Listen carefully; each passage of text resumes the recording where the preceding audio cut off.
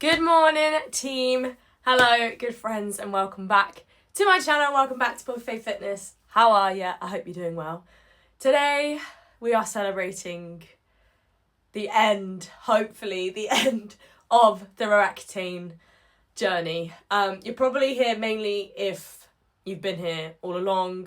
If this is the first video you're watching, I have documented the whole past year in sort of like month segments and things. So if you want to go check those out first, by all means, go do that first. It feels weird because I can't believe it's been a year, but also I can't believe it's been a year. Do you know what I mean? Like, it feels like, I feel like it's been a while since I've done an update, but to think I'm actually like off of it, like I haven't taken this medication for 2 weeks now. 2.5? I think it's 2.5, maybe even 3. I don't really know. But yeah, to think I actually haven't been on it, and fingers crossed, like everything is okay for now. It's been pretty amazing. I actually did have my cup of tea in my normal mug, but it freaking burnt me because I had to put it in the microwave. I don't know if you can see it. It's really hurty. Guys, we've done it.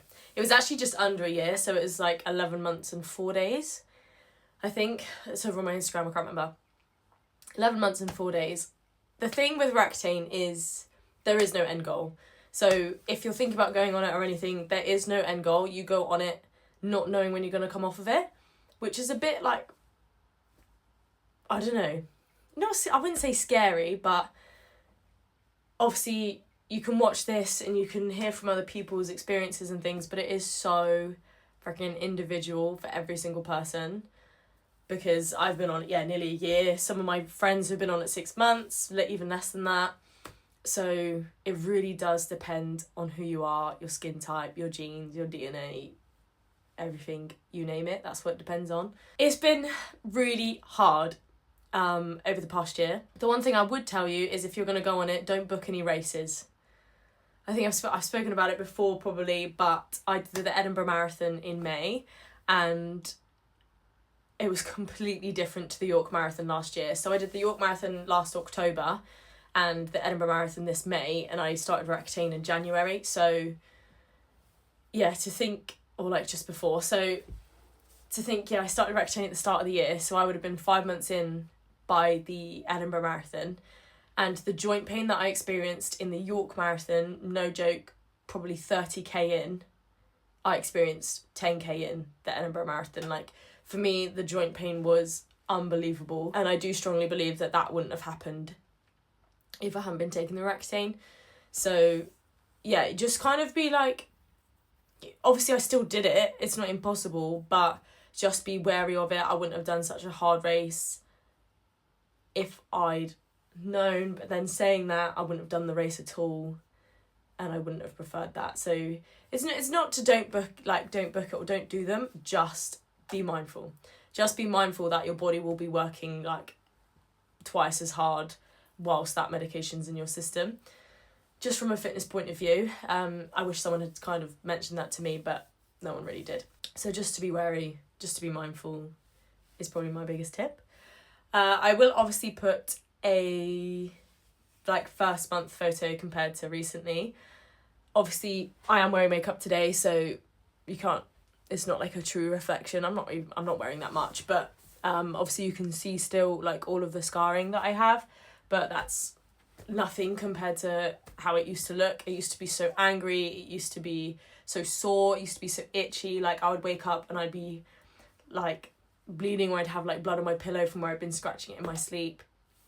So it was just so sore, like so achy, like you just wanted to scratch your face off, is how I felt. So that is, oh my god, just the biggest saviour, the biggest relief to not have that anymore is huge. And just to not look at it all the time. Like, I don't even look at my skin now. I'm so proud of how far it's come, and I can look at scarring treatments and stuff way down the road. You have to have been off Roaccutane for 6 months before you can start any of that. So that's a long-term journey. So probably when I do look into that route, I will keep you guys updated anyway, just from like a factual point of view.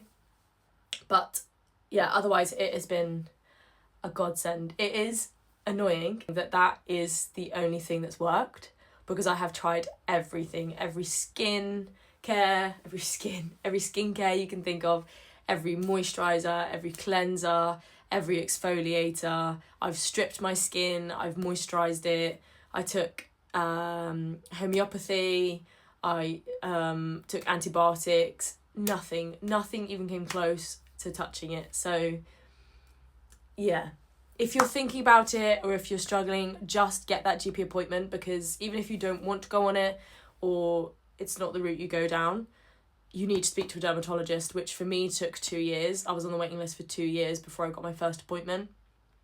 I actually decided to go private, and then after my private appointment, my NHS appointment came through. So yeah, just get on the ladder is the biggest advice I can give. Just get on it, because if I'd got on it, I've suffered from acne since I was 16, so that's 7 years. So yeah, even if I'd got on it when I was like 19, 20, I would have been further down the road, which is fine, you know, what ifs, blah, blah, blah, don't go down that route. But it's just, again, to be mindful that it doesn't happen overnight. You might suddenly then decide, oh yeah, this is the route I want to go down, go to your GP appointment, and they go, great, well, you've got another 2 years to wait, you know? So yeah, antibiotics and creams and things can help, but from someone who has suffered for years and has tried every single thing, if it is not going, attack it. Not literally, but like attack it with your GP appointments, get on the ball, and then you've started. Because yeah, I had no idea it was going to take 2 years. I knew it would be long, but I didn't know it was going to be 2 years. So that's also a big sort of what's the word?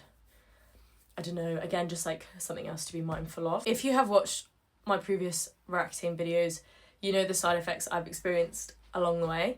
If you have not, I will just give you a brief summary. I've had pretty much every side effect you can think of. I am really sensitive to medication and have found out because of this medication. I am one of those where you read the leaflet and it said, like, I don't know, 1 in 100 people experience these side effects. I am that one person. Some people I know, again, take this with a pinch of salt, because some people I know haven't experienced any of these. Some have experienced half, some have experienced the other half. It really is individual. So again, like, one of my best friends has been on this medication and didn't experience any of these. This is just me. Yay. I had joint pain. Yeah, severe mental health is something to watch.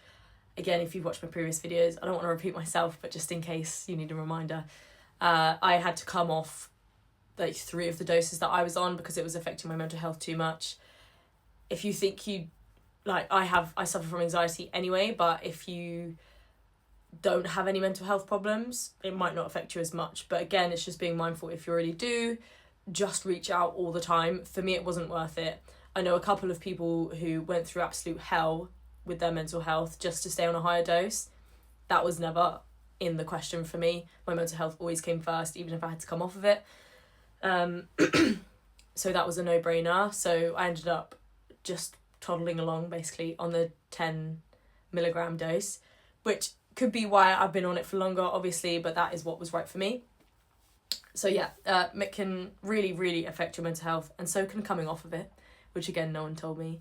I've literally been in the horriblest, lowest, constant mood for the past 2 weeks. I'm coming out of it now, but it's been really hard and brutal. So also note that. Obviously the whole like dry lips, like just dry everything, including like libido, that dried up for a long time. I'm still only really just like kind of getting that back, but it literally dries everything. Moisturise all the time, have a lip balm on you all the time, moisturise your skin all the time. Again, I don't know, it's crazy because I don't know what's in Roaccutane that makes it fix your skin but hurt your mind, if that makes sense. Obviously it dries you out, but like how that causes like worsening anxiety and things, I don't know, but it works. So that's all we can focus on.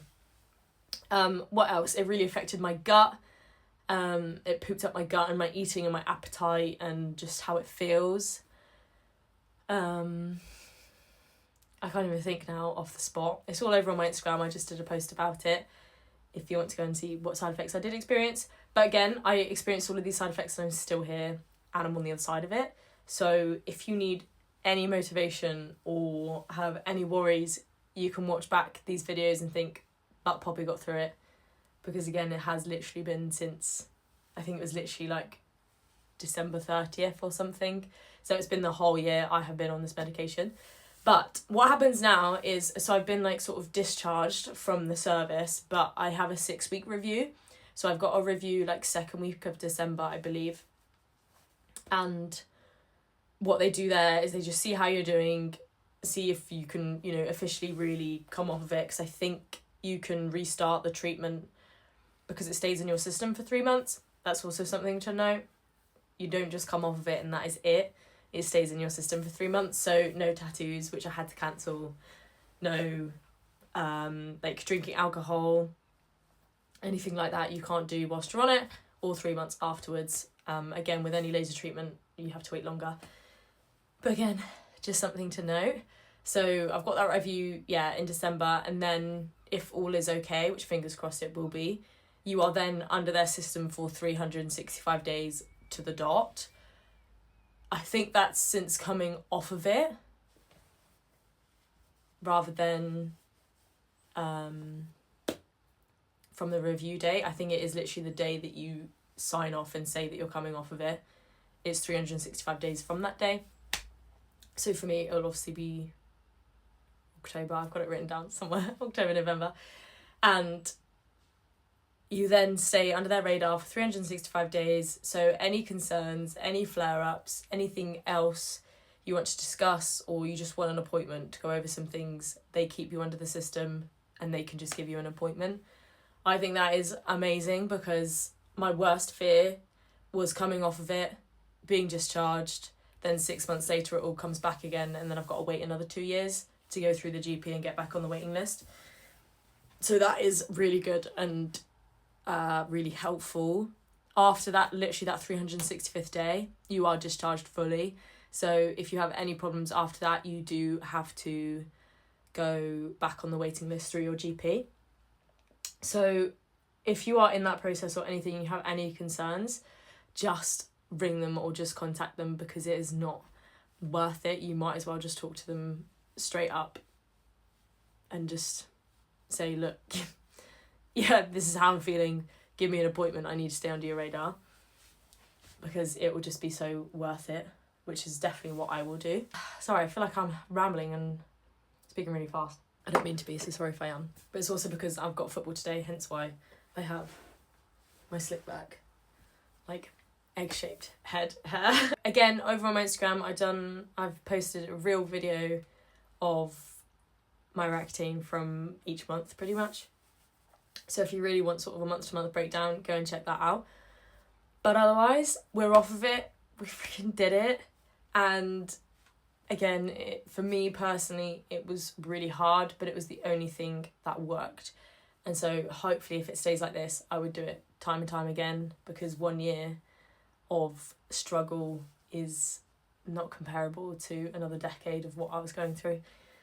So yeah, I hope this video has been helpful. I hope it has been insightful, and please just DM me or anything, or comment if you have any questions whatsoever, even if you're watching this in 2 years' time, whatever, just drop a comment and I will reply and answer, because the more you talk about it, just the better. And I just wish people spoke to me about it more, I suppose. I had a few people reach out when I first went on it, but again, it's hard because there's no way any of them had the same side effects I did and would have known I would have had them. So yeah, just talk. Even if you're not on this medication, if you're just watching this video, just talk if you are struggling at the minute about anything, because it's just so important. It's just so important. But I've got a football game, so I'm going to go get changed and go play.